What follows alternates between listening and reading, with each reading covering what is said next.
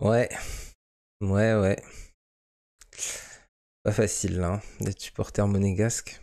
Bon, allez, on est en vacances, donc on va se faire un petit débrief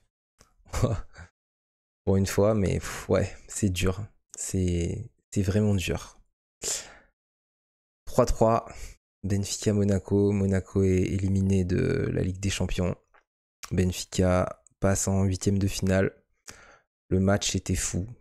Le match était complètement dingue. En tant que supporter monégasque, je me suis jamais permis d'y croire.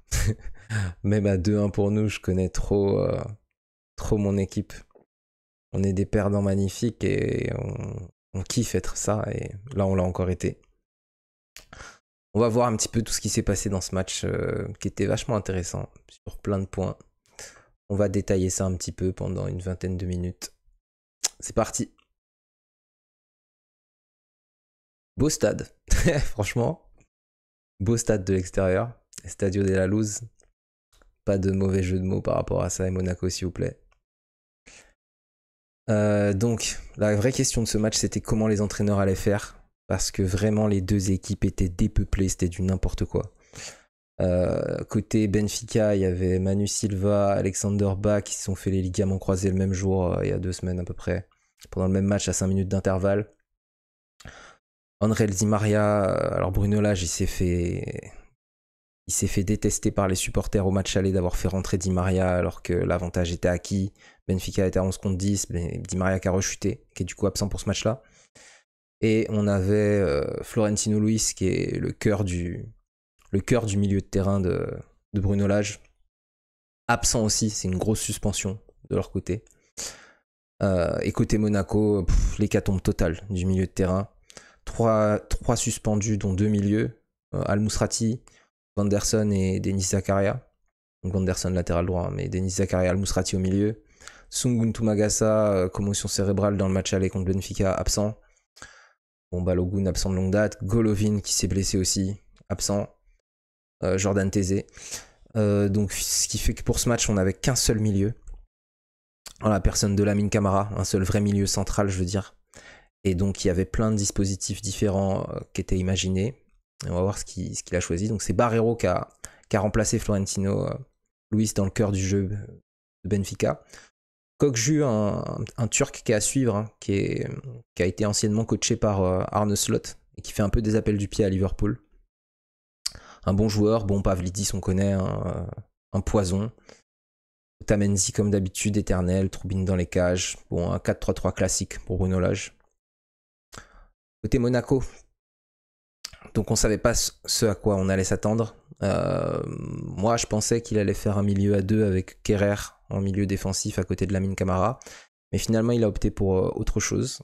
Un 5-3-2 avec le retour de Singo. Donc ça m'a donné de l'espoir. À la base de voir que Singo était là, c'est tellement un joueur essentiel de notre équipe.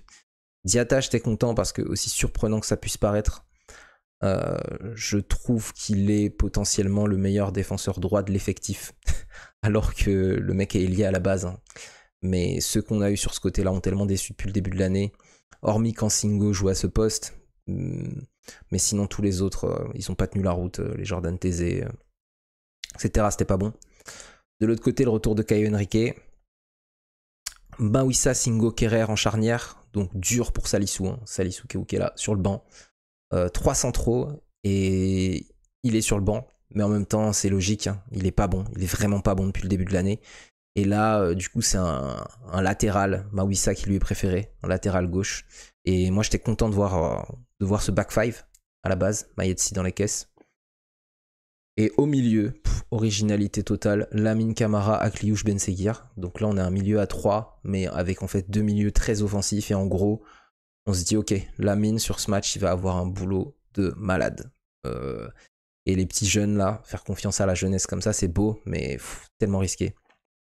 Et devant Mbolo Minamino, là aussi je suis content parce que je réclamais le retour de Minamino dans le 11. Il est essentiel pour le pressing.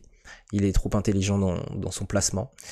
Et petite surprise quand même pour la plupart des gens, la non-titularisation de Mika Biret, qui enchaîne les buts en Ligue 1. Et on verra en fait que c'était vraiment un good call à 18h ça. Parce qu'en fait Mbolo a été essentiel, on verra tout à l'heure, et Biret assez transparent une fois qu'il est rentré. Voilà pour ce que les deux coachs ont mis en place. Donc bon, le 5-3 de Monégasque, c'est une nouveauté, hein. Ça a jamais été fait cette saison, soit à 18h. Donc intéressant. Ça démarre, on voit clairement la façon avec laquelle l'équipe est organisée. Donc, Monaco, en fait c'est un 5-3-2 sur le papier, mais on voit que les pistons sont hyper hauts. On a ici Diatta qui est plus haut que tous les milieux monégasques. Et on a de l'autre côté Caio Henrique, pareil, qui est plus haut. Et du coup, ça relance à 3 avec Kerrer dans l'axe, Singo à droite et Mawissa à gauche. Et on va voir que l'une des failles du coup de ce plan monégasque, c'est cet espace ici là. Parce qu'en fait, on voit que Arthur Koglou, qui est ici par exemple, il est vachement plus proche de l'axe que Caio Henrique. Et qu'en cas de perte de balle dans cette zone-là, en fait, il y a gros danger parce qu'Arthur Koglou, il peut se projeter. Et Caio Henrique, c'est impossible qu'il ait le temps de revenir. Donc faire jouer le latéral aussi haut, c'est un parti pris du terre, mais ça peut créer potentiellement du danger. Côté Benfica, à la relance, on joue en 3-1-2-3-1, en gros, si on détaille le système. Mais on voit que là aussi, l'idée, c'est de mettre les latéraux très haut, relancer à 3. Ben Seguir à Kliouche, on les voit au milieu avec Lamine Camara. En gros, ils bloquent l'axe et ils permettent les relances sur les latéraux. Et puis ensuite, ils vont presser sur le temps de passe. Donc avec ici Diatta qui va presser sur Carreras. Et Caio Henrique qui va presser ici, de l'autre côté. Voilà, un plan de jeu simple. Et il y a Pavlidis qu'on voit pas sur l'image, mais qui joue en pointe seul et qui a vraiment pesé sur ce match. Dès le départ, on voit les petits errements défensifs de Monaco. On voit la jeunesse, hein. L'équipe est tellement jeune, une des plus jeunes de la Ligue des Champions. Je crois que c'est le 5e ou 6e effectif le plus jeune. Je veux dire, il y a un mec dangereux à Benfica, c'est Pavlidis, c'est le mec le plus dangereux. Il est là et tu laisses un coup franc comme ça au bout de 3-4 minutes de jeu. Tu le laisses partir comme ça dans le dos aussi facilement. Là, on voit que l'équipe, elle est quand même encore naïve et que c'est vrai qu'à ce niveau-là de compétition, c'est compliqué de franchir les tours quand tu montres autant de lacunes stupides. Ça, c'est une situation qui doit jamais se produire. Là, du coup, il va être touché, il va frapper dans les gants de Mayetsi, mais c'est pas normal. T'as un mec très important à marquer, il est là. T'as personne dessus et on voit qu'en fait c'est Akliouche qui est à peu près à son marquage, avec peut-être Caio Henrique ici je crois. C'est pas normal qu'il y ait ni Mawissa, ni Singo, ni Kerrer sur Pavlidis, ça a pas de sens. Donc déjà je vois ça au début, je me dis oh là, ça va être dur. Néanmoins, Monaco fait vraiment un très très gros début de match. Et il y a un truc que je note direct, je me dis attends, mais Benfica ils sont un peu maso quand même. Parce qu'en fait, il y a énormément de situations dans le début de match où on a des supériorités numériques dans le dernier tiers. Mais on me dit, ok, les gars, vous avez un but d'avance, mais attention, c'est Monaco en face. Ils ont mis que des joueurs offensifs techniques là. Tu peux pas te permettre d'avoir 5 joueurs ici face à 6 monégasques quand t'es dans tes 30 derniers mètres. Donc déjà, je vois des situations comme ça, je me dis, oula, il y a quand même la place. Il y a quand même la place de faire quelque chose. Et à l'issue de cette situation-là, il va y avoir un centre. Et puis on le voit, la supériorité numérique, elle va jouer parce que ça va tomber dans les pieds de Diatta qui est tout seul, à 4 mètres des buts. Énorme occasion directe, bel arrêt de Trubin sur la frappe. Mais voilà, je vois des choses comme ça et je me dis, ok, bon, il y a la place. Et déjà, surtout, au bout de 10 minutes, je me dis, ok, Monaco, ils ont déjà créé plus d'occasions dangereuses en 10 minutes qu'en 90 minutes la semaine passée. La semaine passée, le match catastrophique, horrible. Hein. Grosse différence avec ce soir. Hein. La semaine dernière, c'était un match de Conference League. Là, c'était un vrai match de bonnes petites équipes de Ligue des Champions. Uther est content. Le plan de jeu a l'air de fonctionner. En tout cas, Benfica est très embêté. Quelques minutes après, 9e minute, on a encore ces moments de transition où Benfica est un peu perdu, et là c'est du 4 contre 5, donc ils ont un joueur de plus, mais on voit que tous les joueurs courent vers leur but. Là ici on voit qu'il y a Diatta qui est tout seul, il y a potentiellement un boulevard s'il y a une temporisation pour lui mettre ici, dans l'espace libre. Ben voilà, Benfica, je suis vraiment pas convaincu de leur plan de jeu. Je me dis, ouais, Bruno Lage, là, il a pas anticipé le 5-3 de Monégasque et on sent que son équipe, elle est pas prête en fait à affronter ça. Ils sont mal placés, non, ils sont pas bons. Donc je me dis, ok, bon, petit espoir pour Monaco. Et puis derrière, il y a cette situation. Donc Singo, il était de retour, hein. C'était son match de retour. Et donc forcément, il n'est pas à 100% encore. Et là, il subit un tacle qui va le mettre à terre et qui va faire qu'il va avoir un peu de mal à récupérer. Et juste après, ben, c'est la boulette. C'est la boulette. Il perd le ballon en tant que dernier défenseur. Allez, peut-être avant-dernier défenseur. Sur le gros pressing de Barreiro. C'est Pavlidis qui récupère. Qui fait un super mouvement, qui s'excentre, qui va mettre un centre parfait pour Arthur Coquelou ici. Qui va conclure dans le but vide. Et là, je me dis, ok, voilà, c'est ça la Ligue des Champions. On fait un très bon début de match et une erreur, sanction directe. Direct Benfica, ils n'avaient pas produit grand-chose depuis le début. Pavlidis se jette comme un mort de faim sur le ballon, il met un centre parfait, Arthur Coquelou, ça conclut, voilà, pas de pitié. Zéro pitié. Derrière, faut repartir. On est à la 30e minute. Et pareil, on continue de voir ces supériorités numériques hallucinantes. 1, 2, 3, 4, 5, 6, 7 monégasques vs 6 benfiquistes. Franchement, je sais pas ce qu'ils font Benfica, mais ils donnent le bâton pour se faire battre. On dirait qu'ils font tout pour se faire remonter. Ouais. Cette situation-là, elle aboutit à un centre de Diatta. Et pareil, là encore, on voit dans la surface de réparation. Alors ça, on l'avait jamais vu au match aller. Il y a 5 monégasques dans la surface de réparation, quasiment, puisque Ben Seguiri est presque. Et pareil, si on regarde dans la surface de réparation, les joueurs de Benfica, il y en a quoi? Il y en a 4. Il y en a 4 contre 5 encore. Et Diatta, il a tout l'espace du monde pour caler son centre, pour lever la tête, caler son centre. Au final, ça finit sur la tête d'Embolo. Tête d'Embolo sur le poteau. L'égalisation, on passe tout près. Là, je me dis, purée, ça ressemble tellement au match de Monaco. On est bon, on joue bien sur des phases, mais à chaque fois, la finition, ça passe pas. Et après, on se fait punir. Mais il n'en est rien parce que Benfica continue à faire un peu n'importe quoi. Et là, sur une touche qui a l'air assez anodine de Carreras, il va y avoir un ballon dégagé en l'air par, il me semble que c'est Mawissa. Et là, Mbolo, qui avait perdu la plupart de ses duels VS Otamendi depuis le début, là, il va mettre un coup de physique. Gros coup de physique. Prendre le dessus et servir Minamino, qui va conclure d'une frappe un peu ratée, mais Trubin, loin d'être impérial. Je me dis, oh, ok, cool. Un temps fort qui se termine par un but. Pour une fois, ok, c'est cool. Let's go Monaco. Allez, on peut le faire. On y croit. Là, je vois cette stat un peu plus tard dans le match, où je me dis, waouh, c'est quand même assez fou. On est à la 36e minute de jeu, on a 155 passes réussies à 118, il y a un petit écart de 40 passes à peu près, 85% de précision de passe, c'est assez élevé parce que la plupart des équipes vont être aux alentours des 81, 82, et par contre moins de 80, c'est quand même un peu alarmant. Une équipe à domicile qui est censée un peu tuer le rythme du match, contrôler la possession, ils ont ni la possession, ni un bon pourcentage de passes réussies. Ils jouent la transition plutôt Benfica. Je sais pas si c'est vraiment une bonne approche dans ce type de match. Et vous allez voir cette stat, retenez bien 118, 155. Vous allez voir 30 minutes après ce que c'est devenu. Ça montre vraiment que Benfica, ouais, ils ont fait un non-match pendant une grosse partie du match. Encore des transitions hallucinantes. 3 contre 2 à la 45e. Ça doit faire but tous les jours. Akliouche, super course. Il fixe, il donne un ballon parfait à Mbolo.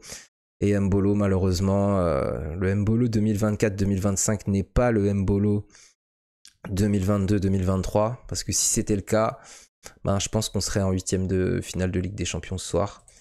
Il va foirer sa frappe, mais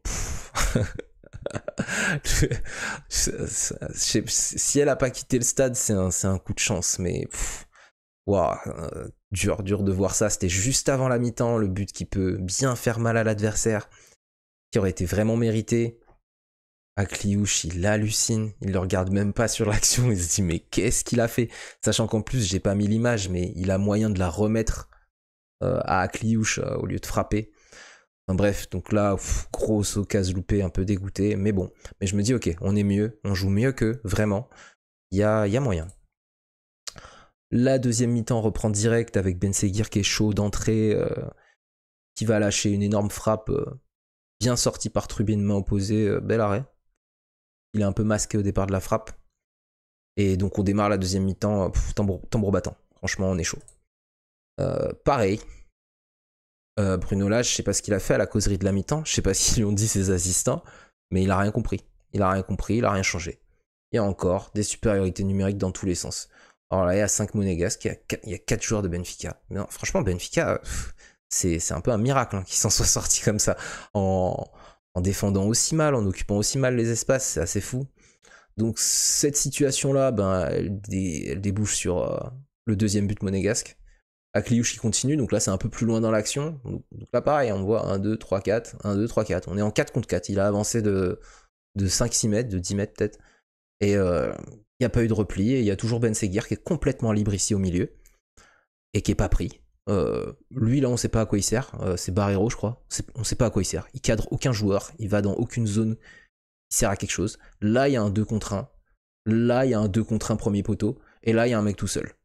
Benfica... Allô. Donc, Akliouche monstrueux, hein, il aurait pu finir à 3 passes décisives ce soir. Il la met bien dans l'espace, Lamine Camara laisse passer. Ben Seguir finit propre. Petit ballon enroulé, ras du poteau, Trubin ne peut rien faire. 2-1, et là c'est super mérité. Mais je connais mon équipe, je connais Monaco. Faut pas s'enflammer. Faut pas s'enflammer parce que je sais qu'on est capable d'être tellement friable défensivement. Donc voilà, mais je me dis ok c'est bon, on est quand même devant. La petite célébration de Ben Seguir, ça fait plaisir, ça récompense son bon match. Lui, il revient d'une période un peu compliquée où il n'a pas tout le temps été titulaire.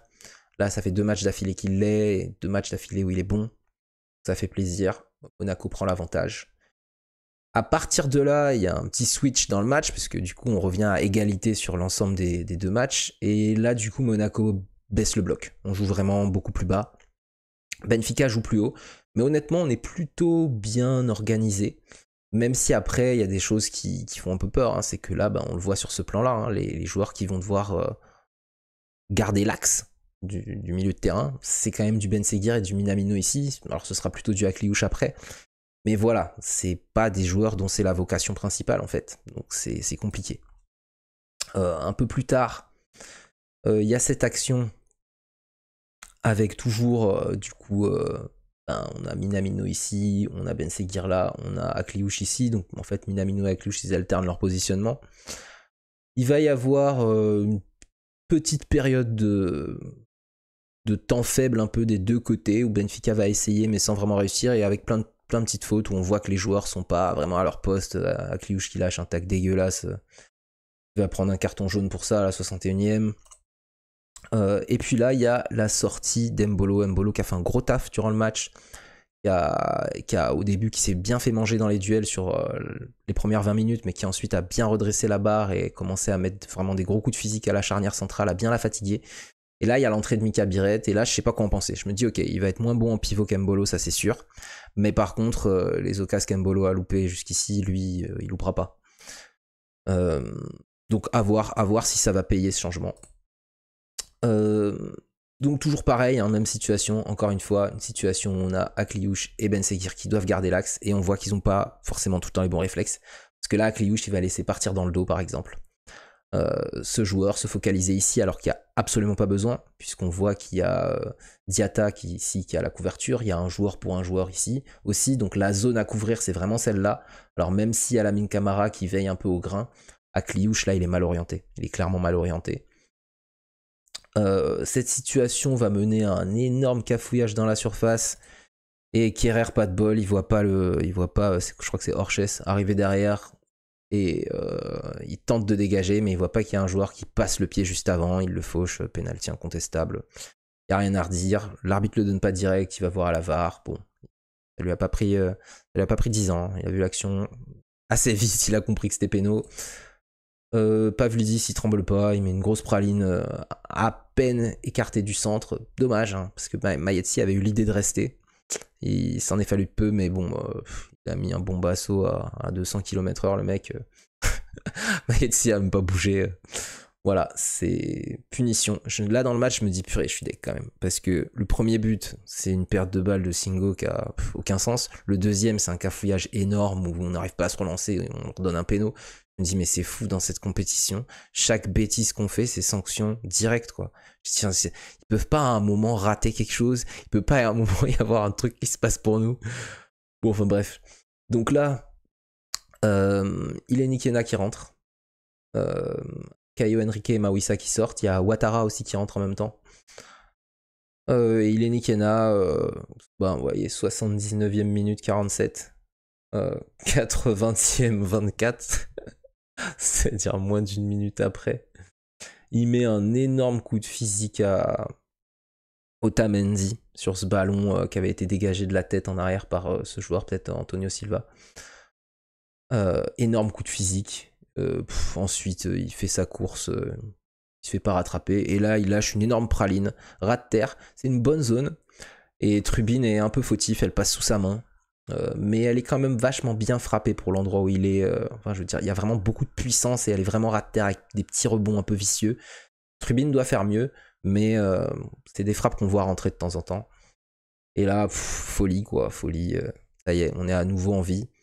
3-3. À 10 minutes d'une prolongation et à un but d'une qualif. Bon, la joie va pas va pas durer hyper longtemps.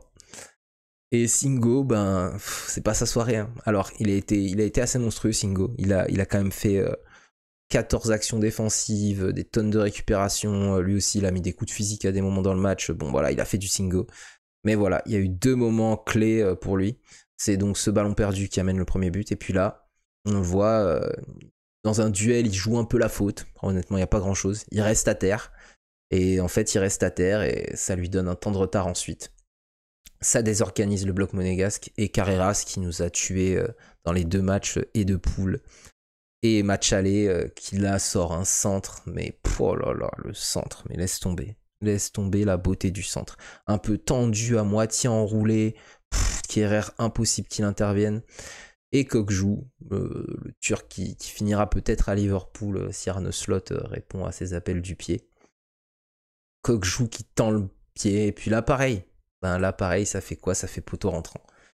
Et là je me dis voilà, toutes les occasions qu'on concède, ça finit au fond, ça peut pas faire poteau. Nous on touche des poteaux, ça rentre pas. Là ça rentre, 3-3. Et là je sais que ça va être très très dur d'aller chercher un nouveau but dans ce match.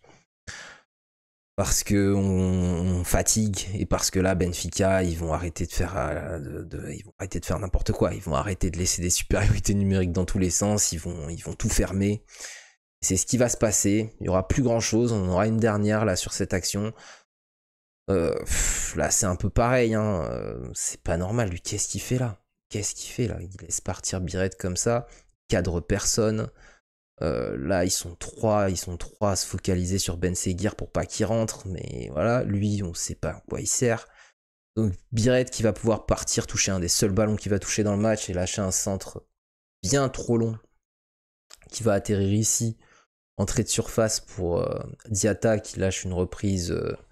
S'il la refait 100 fois, je pense qu'elle rentre une fois maximum. Et encore, peut-être elle est cadrée 5 fois maximum, mais je sais pas si elle rentre une seule fois. Donc bon, là ça s'envole. Ça c'est anecdotique à la fin. L'arbitre qui donne un penalty à Benfica et la VAR qui vérifie. On voit bien qu'en fait le pied de Diatta touche le ballon d'abord et qu'ensuite c'est le pied du joueur de Benfica, je sais plus son nom, qui tape dans la jambe de Diatta et donc il n'y a pas péno, l'arbitre va voir. Il annule le péno, mais ça fait perdre au moins 4 minutes d'arrêt de jeu qui seront pas rajoutées. On n'a pas fini à plus 11. Hein. Donc ça c'est un peu dommage, moi je voyais plus ça comme du temps perdu. Là je me dis, oh là là, c'est quoi cette soirée de fou? Parce que je réalise que le Celtic il menait au Bayern. Je vois que le Bayern il se qualifie en égalisant à 94e. Et dinguerie, je me dis allez, peut-être ça annonce une dinguerie de notre côté aussi, peut-être pourquoi pas nous aussi. Et puis non, en fait, il va rien se passer. On n'aura plus rien.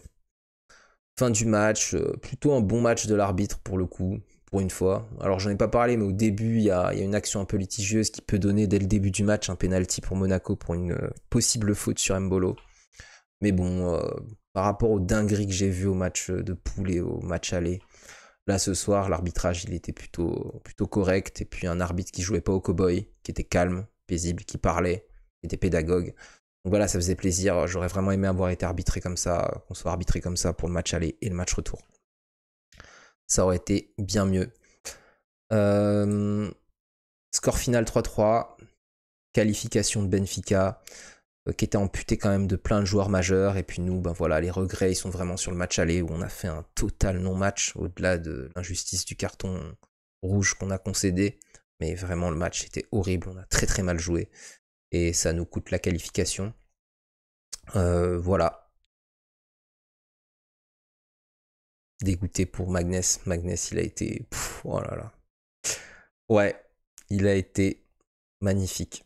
Mais il est jeune. Et voilà, Monaco, il manque pas grand-chose. Hein. Franchement, il manque un peu de profondeur au milieu de terrain.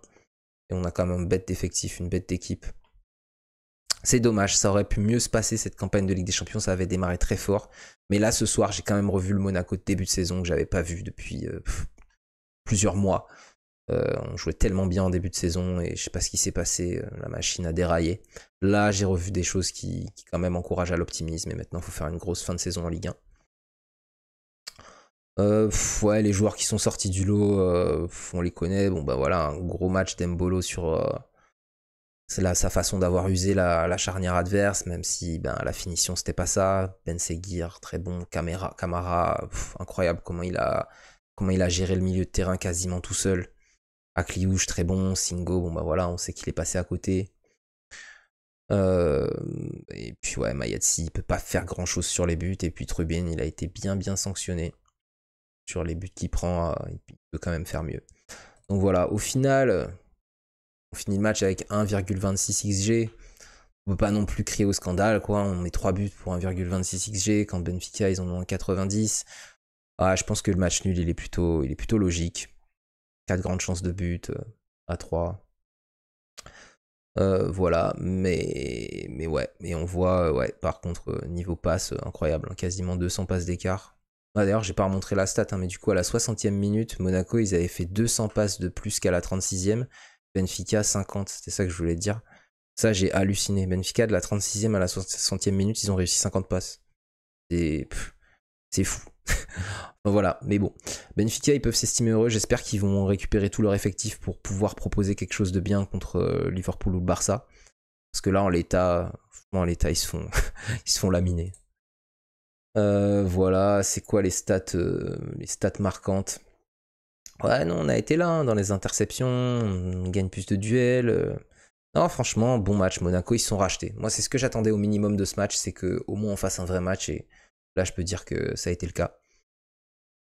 Lamine Camara, 15 actions défensives, 10 récupérations. Quel boss ce gars, 21 ans. Incroyable. Ouais, avec Zakaria à côté ce soir, c'est dommage. C'est dommage.